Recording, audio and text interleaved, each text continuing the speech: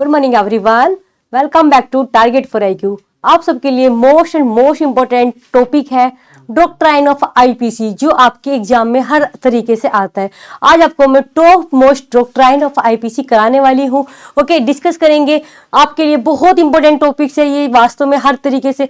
आपको क्या काम करना है, मैं डॉक्ट्राइन्स बताऊंगी और आपको अपना बेरेक्ट साथ में रखना है। जो मैं सेक्शन यहाँ पर बता रही हूँ, साथ के साथ ये काम आपको मेरे कहने से करना होगा कि आपके लिए बेनिफिशियल होगा। जब जब आप अपना बेरेक्ट पढ़ोगे तब तब आप ये डॉक्ट्राइन्स अपने आप ही रिवाइज करते रहोगे और आप कभी मेंस में भी यूज कर सकते हैं। उसको मेंस में करोगे तो आपका ओरल के अकॉर्डिंग आंसर बहुत अच्छा होगा और पीटी में अगर आ जाएगा तो आपका आंसर वहां पे भी ठीक होगा। तो आपको क्या करना है, मैं ये डॉक्ट्राइन पढ़ाऊंगी थोड़ा एक तरीके से। आपको क्या करना है, उस डॉक्ट्राइन का नाम, उसका मीनिंग और उसके सेक्शंस पे ही आपको लिख लेना है। तो आपकी फिर बेरेक्ट पर ही शॉर्ट नोट तैयार हो जाएंगे, जिससे कि आपका पूरा का पूरा डॉक्ट्राइन ऑफ आईपीसी कवर हो जाएगा। चलिए स्टार्ट करेंगे आगे की। आज फर्स्ट डॉक्ट्राइन क्या है आपका और किस सेक्शन पर है। ये है हमारी फर्स्ट डॉक्ट्राइन, कम्युनिस होस्टिस ओमनिनस। ठीक है, ओनियम, यह है आपका कम्युनिस होस्टिस ओनियम, जिसका मतलब होता है they are common enemies of all. ये बात की गई है सेक्शन 4 पर। सेक्शन 4 पर अगर हम बात करते हैं, सेक्शन 4 क्या बात करता है आपका, extension of call to extra territorial पर भी बात करता है कि they are common enemies of all. ये सेक्शन 4 जो हमारा एक्स्ट्रा टेरिटोरियल ऑपरेशन बताता है, एक्स्ट्रा टेरिटोरियल ऑपरेशन बताता है आईपीसी का। ओके, ये उस पर अप्लाई होती है। तो ये यहाँ पर ये कहते हैं कि कम्युनिस होस्टिस ओनियम, इसका मतलब होता है कि they are common enemies of all. सब पर एक जैसा, एक तरीके से अकॉर्डिंग टू अप्लाई होता है, इसीलिए यहाँ पर 4 में आता है। ये जो नो सिस्टर ए सोसिस है, ये आपकी इंटरप्रिटेशन की मोस्ट इंपोर्टेंट डॉक्ट्राइन है। नो सिस्टर अ सोसिस, इसका मीनिंग क्या होता है वो मैं आपको बताने वाली हूँ। The interpretation of an word should be determined by the context in which it is use. ये बात कहता है कि जो वर्ड जिस चीज के लिए यूज किया जा रहा है वो उसी कॉन्टेक्स्ट में पढ़ा जाना चाहिए। अगर आप सेक्शन 7 देखोगे आईपीसी का, तो वहां पर भी क्या बात की गई है, सेक्शन 7 में भी बात की गई है आपका। अगर हम बात करते हैं कि sense of expression once explain, जो सेंस है ना आपके, सेंस ऑफ एक्सप्रेशन, जो आपका वर्ड्स दिए गए हैं उसकी आप एक्सप्रेशन की सेंस किस प्रकार से लगाएंगे, वो इसी के बारे में बात करता है कि जो वर्ड जिस चीज के लिए दिया गया है ना, आप उसी के अकॉर्डिंग उसको मानेंगे। तो ये यही कहता है कि डिटरमाइंड बाय द कॉन्टेक्स्ट, उसी कॉन्टेक्स्ट में लिया जाएगा इन विच इट इज यूज्ड, जिसमें उसको यूज किया गया है। बात समझ में आई। नो सिस्टर आ सोसिस मोस्ट इंपोर्टेंट है कि उसी पर्पज के लिए वो यूज होना चाहिए जिस पर्पज के लिए वहां पर उसको कॉन्टेक्स्ट, जिस कॉन्टेक्स्ट में उसको दिया गया है। बातें क्लियर, आगे देखेंगे। सेक्शन 34 की बहुत important doctrine, principle of joint liability.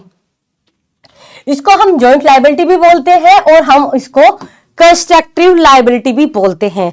यहां पर क्या होता है, एक तरीके से 2 और मोर पर्सन अगर जॉइंटली प्री प्लान होकर कोई भी एक्ट करते हैं तो उसके लिए दोनों ही लायबल ऐसे माने जाते हैं कि जैसे वो व्यक्ति, उस अकेले व्यक्ति ने उस काम को किया हो।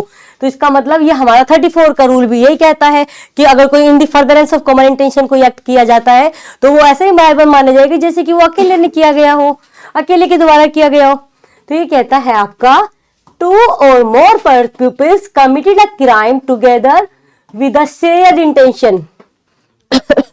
शेयर इंटेंशन होता है प्री प्लानिंग। जब आप कोई पहले से ही मिलकर 2 लोग या 2 से अधिक लोग कोई प्री प्लानिंग कर लेते हो, वो आप उसको शेयर कॉमन इंटेंशन बोलते हैं, शेयर इंटेंशन बोलते हैं। तो और उस फर्दरेंस में आप कोई एक्ट भी कमिट करते हो, each of them will be held responsible together. ऐसा नहीं कि उसी एक को ही आप लायबल मानेंगे, जितने लोग उसमें एक्टिव थे ना, पार्टिसिपेट किया था, कॉमन इंटेंशन शेयर की थी, प्री प्लानिंग की थी, वो सब उसमें लायबल माने जाते हैं। यहाँ तक बातें क्लियर। और इसमें हमारा सेक्शन कौन कौन से आएंगे, सेक्शन 34 मेन है, इसी का 149 है और 114 जो है हमारा परजेंस की बात करता है। सॉरी, परजेंस की। अगर एबेटर जो होता है वो खुद ही उसी जगह पर पहुंच जाता है जहां पर वो ऑफेंस कमिट होता है, तो 114 में उसकी लायबिलिटी बताए रखी है और वो उस एक्ट के लिए भी लायबल माना जाता है। तो यहाँ पर जॉइंट लायबिलिटी उसकी भी आ जाएगी। बात समझ में आई। Actus reus, main essential element of an offence, actus reus बात करता है यहाँ पर रॉन्गफुल एक्शन और एक्ट। एक्टर सीरियस का मतलब क्या हो गया? Wrongful act. कोई भी रॉन्गफुल एक्ट यहाँ पर आता है। अगर हम बात करते हैं यहाँ पर, ये आपका सेक्शन 40 इस पर आता है। सेक्शन 40 में हमारा क्या बता रखा है? सेक्शन 40 में हमारा ऑफेंस बता रखा है। ओके, ऑफेंस वो होता है जो पनिशेबल बाय दिस लॉ या कोड या होता है, वो आपका क्या होता है? ऑफेंस होता है। 2N में सीआरपीसी में उसकी डेफिनेशन दे रखी है। तो एक्ट सीरियस एक रॉन्गफुल एक्शन या एक्ट होता है, याद रखेंगे इसको। एक बहुत अच्छी डॉक्ट्राइन पूछी जाती है कि इग्नोरेंस ऑफ फैक्ट कभी भी जस्टिसेबल नहीं होता। इग्नोरेंस ऑफ फैक्ट जस्टिसेबल होता है, लेकिन इग्नोरेंस ऑफ लॉ जस्टिसेबल नहीं होता है। अगर आप लॉ की गलती करते हो तो वो उसमें आपको माफी नहीं मिलेगी, क्योंकि ये प्रिज्यूम किया जाता है कि everyone should be know the law. ये होता है कि जो भी है उनको अपने लॉ के बारे में जानकारी होनी चाहिए। आप किसी का मर्डर कर दे और बोले कि हमें तो पता ही नहीं था कि किसी का मर्डर करने पे पनिशमेंट भी होती है, आपको ऐसा बचाव नहीं मिलेगा। इसकी डॉक्ट्राइन मैं आपको पढ़ाने वाली हूँ। इग्नोरेंस पेसिट डोथ एग्जीक्यूट्स इग्नोरेंस जूरिस नॉन एग्जीक्यूट्स। इसका ही मतलब जो मैंने अभी आपको पढ़ाया सिंपल लैंग्वेज में वो यही है कि not knowing a fact can be reason. आप कोई तथ्य नहीं जानते, जरूर नहीं कि आप सबको वो तथ्य सभी तथ्य पता हो, लेकिन इसका मतलब ये भी नहीं है कि आप ये भी कह दे कि मुझे लॉ ही नहीं पता, हमारे देश के क्या कानून है। आप हेलमेट लेके नहीं आए तो ये नहीं कि आपको चालान नहीं कटेगा, कि मुझे तो पता ही नहीं था कि हेलमेट ना पहनने से चालान कटता है, आपको उसमें बचाव नहीं मिलेगा। But not knowing the law is not a reason, वो रीजन नहीं है आपको बचाव करने का। यहाँ पर बिल्कुल मना कर देगा। इस तरीके से तो कोई भी ऑफेंस कमिट करेगा और बोल देगा कि मुझे तो इसके बारे में पता ही नहीं था, तो इसलिए मुझे कोई सजा मिलेगी ही नहीं वहां पर। इसकी अगर हम बात करते हैं सेक्शन 76 एंड 79, इसमें मेंस में भी क्वेश्चन बनता है इसी डॉक्ट्राइन को लेकर के, तो आप इसको रिलेट करके इन प्रोविजंस को वहां पर डिस्क्राइब करेंगे। ये मेंस में भी बनता है और पीटी में तो बहुत बार पूछा ही जाता है ये क्वेश्चन। ओके, एक आपका आता है सेक्शन 81 में। सेक्शन 81 आपका मोस्ट इंपोर्टेंट आईपीसी का डॉक्ट्राइन ऑफ नेसेसिटी भी आती है, सेल्फ प्रिजर्वेशन भी आता है। यहाँ पर 81 में हम ये दोनों डॉक्ट्राइन पढ़ते हैं, doctrine of self preservation and doctrine of necessity. कि protection one self is not always a must, killing someone is not justified. ये नहीं है कि अपने आप को बचाने के लिए आप किसी और को मार दें और बोले कि मेरी भी तो जान जाती है अगर मैं इसको नहीं मारता, तो मैंने अपने आप को बचाव किया है, अपने आप सेल्फ प्रिजर्व किया है, इसलिए मैंने वो ऑफेंस किया है, मतलब वो मैंने एक्ट किया है, तो मैं किसी ऑफेंस के लिए लायबल नहीं हूं। तो यहाँ पर सेल्फ प्रिजर्वेशन की डॉक्ट्राइन ये कहती है कि इसमें क्या है, आपका सेक्शन 81 में आता है कि protecting one self is not always a must, killing someone is not justified. ये नहीं है कि हमेशा ये जस्टिफाइड नहीं होगा कि अपने आप को बचाने के लिए आप किसी और को मार दें या मार सकते हो, ऐसा बिल्कुल भी नहीं है। ओके, डॉक्ट्राइन ऑफ नेसेसिटी भी 81 में आती है। नेक्स्ट पढ़ने वाले अंडर एनी सर्कमस्टांसेस, किसी भी सर्कमस्टांसेस में। हम पढ़ते हैं 82 और 83 सेक्शन है आपका। 82, 83, 82 में आपका 7 इयर्स तक के जो भी बच्चे होते हैं, चाइल्ड होते हैं, वो डोली इन कैपेक्स में आते हैं और उनको एब्सोल्यूट प्रिविलेज या एब्सोल्यूट इम्यूनिटी मिली हुई है कि उनको छोड़ दिया जाता है। लेकिन डोली कैपेक्स में पार्शियल इम्यूनिटी मिली होती है, पार्शियल प्रिविलेज मिला होता है। वहां पर देखा जाता है ये सिर्फ तो ये कि हाँ ऑफेंस नहीं होगा, लेकिन हो सकता है अगर उसको इतनी नॉलेज है, समझ है और उसमें मैच्योरिटी है, तो वहां पर वो लायबल माना जाता है, इसलिए वो हम बोलते हैं डोली कैपेक्स। तो यहाँ पर बात करेंगे डोली इन कैपेक्स की। इनकैपेबल ऑफ अंडरस्टैंडिंग, उसको पता ही नहीं है नेचर का बारे, मतलब कुछ पता ही नहीं है, इनकैपेबल है वो। इनकैपेक्स मतलब इनकैपेसिटी, जो हमारा 82 में आता है 7 इयर्स वाले बच्चे की अगर कोई 7 साल के अंदर ऑफेंस कमिट कर देता है तो एब्सोल्यूट प्रिविलेज है, वो उसको किसी भी तरह की सजा नहीं मिलेगी। लेकिन अगर हम बात करते हैं यहाँ पर 83 में कि अगर कोई 7 to 12 एक तरीके से क्या है, नेचर को जानता है, उसको परिस्थितियों को पता है, तो वो लायबल माना जाएगा। लेकिन अगर उसको पता नहीं है तो वहां पर उसको लायबल हम नहीं मानते, इसीलिए उसको हम किस नाम से जानते हैं, मतलब पार्शियल इम्यूनिटी या पार्शियल प्रिविलेज उसमें बोला जाता है, इसीलिए बोलते हैं डोली कैपेक्स। कैपेक्स का मतलब होता है कैपेसिटी, यानी कि वो कैपेबल है उस काम को करने के लिए, उसको पता है कि जो भी उसके फैक्ट्स एंड सर्कमस्टेंसेस है वो उसके बारे में जानता हो। तो कैपेबल ऑफ अंडरस्टैंडिंग, इसका मीनिंग भी यहाँ पर है। और जो मैंने बता दिया हमारा वो कौन से सेक्शन से रिलेवेंट करता है, तो आईपीसी के सेक्शन 83 से। आई थिंक यहाँ तक बातें क्लियर हुई होंगी। आगे चलेंगे हम next, voluntary non fit injuria. ये हमारा टोर्ट की भी बहुत ज्यादा मोस्ट इंपोर्टेंट डॉक्ट्राइन है, वॉलंटरी नॉट फिट इंजूरिया। ये हमारा सेक्शन पर आती है 87 और 88।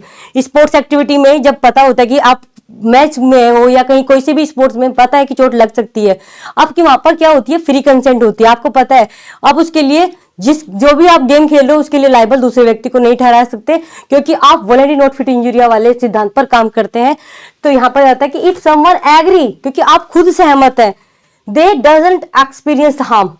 यहां पर क्या होगा कि अगर आप खुद उस चीज के लिए एग्री हैं तो आप उसके लिए दूसरे को क्लेम नहीं कर सकते हैं। ओके, तो इसीलिए इसका सेक्शन हमारा कौन सा आएगा, 87 एंड 88 हमारा इससे रिलेटेड है, वॉलंटरी नॉट फिट इंजुरिया का आपको पता होना चाहिए। ये पीटी और मेंस दोनों के लिए ही इंपॉर्टेंट है। एक अब आपका आने वाला 94, सेक्शन 94 की मोस्ट इंपोर्टेंट डॉक्ट्राइन है क्या, एक्टस में इनवाइटो फैक्टस इस निसी एक्टस। ये कहता है, क्या कहता है कि कोई एक्ट, सपोज करो कोई काम अगर मुझसे जबरदस्ती कराया जा रहा है विदाउट माई विल, तो वो मेरा एक्ट नहीं माना जाता है, क्योंकि जो काम मैं अपनी इच्छा से नहीं कर रही हूं तो वो मेरा एक्ट नहीं हो सकता। कोई काम मुझसे जबरदस्ती कराया जाएगा तो ये माना जाएगा कि जैसे कि वो एक्ट मेरा हो ही नहीं। उसी प्रकार से यहाँ पर बात की जाती है कि एक्टस मीन वाइटो फैक्टस इज निस एक्टस, कि कोई एक्ट है अगर, an act which is done by me against my will is not my act. कोई एक्ट अगर मेरे अगेंस्ट विल के अगेंस्ट किया जा रहा है तो हम उसको ऐसा कंसीडर करेंगे कि जैसे कि वो मेरा एक्ट हो ही नहीं। इसका सेक्शन 94 है। इसका इलस्ट्रेशन भी बहुत पूछा जाता है कि अगर कोई वो है आपका, कोई चोर है या कोई भी किसी की टोली है चोरों की, वो किसी को एक तरीके से क्या कर देती है, बंदूक की नोक पर बोलती है कि दरवाजा खोलो, और जब उसको ये होता है कि अगर मैंने नहीं खोला तो मेरी जान जा सकती है, तो वहां पर क्या होगा, क्योंकि वो उसको दरवाजा खोलना उसका अपना एक्ट नहीं है, उसकी इच्छा नहीं है उसको खोलना, लेकिन खुलवाया जा रहा है उन व्यक्तियों के द्वारा, तो इसलिए यहाँ पर उसको बचाव मिल जाता है कि वो उसका एक्ट नहीं है, क्योंकि वो उसने अपनी इच्छा से नहीं किया बल्कि उसको जबरदस्ती उसकी विल के अगेंस्ट कराया गया था। नेक्स्ट बढ़ाने वाली हूं 95 पर आने वाली डॉक्ट्राइन है जो बात करती है ट्रिफलिंग एक्ट। इसमें हम एक और एक्ट वो बोल देते हैं ट्रिफलिंग। ट्रिफलिंग का मतलब क्या होता है, छोटी मोटी हानि, तुक्ष हार्म, ट्रिफलिंग होता है। या D minimus non curate lakhs, non curate lakhs यानी कि ट्रिफलिंग का मतलब होता है कि ऐसा नहीं है कि आप छोटी छोटी हार्म्स जो बहुत ही माइनर, जिसको लो कंसीडर भी नहीं करता, उस हार्म के लिए आप कोर्ट में नहीं जाएंगे। The law does not notice trifles, छोटी छोटी जो तुक्ष हानि होती है उनको कोर्ट ध्यान नहीं देता। 95 ये कहता है। अब आपका आने वाला है principle of vicarious liability. Vicarious liability का मतलब क्या होता है कि एक्ट मेरा, बट उसके लिए मैं नहीं लाइबल बल्कि मेरा मास्टर या मेरा जो प्रिंसिपल है वो लाइबल माना जाता है। जैसे कि यहीं पे होता है कि principle of vicarious liability, act किसी का और लाइबल कोई और माना जाए, वो वाइकेरियस लाइबिलिटी में आता है। This section makes a person responsible for a crime even if they didn't actually commit. ये क्या बात कर रहा है कि वो उस एक्ट के लिए, उस काम के लिए लाइबल है जो उसने किया भी नहीं है। Okay, even if they didn't actually commit, कि उसने वो एक्चुअल में कमिट किया ही नहीं है।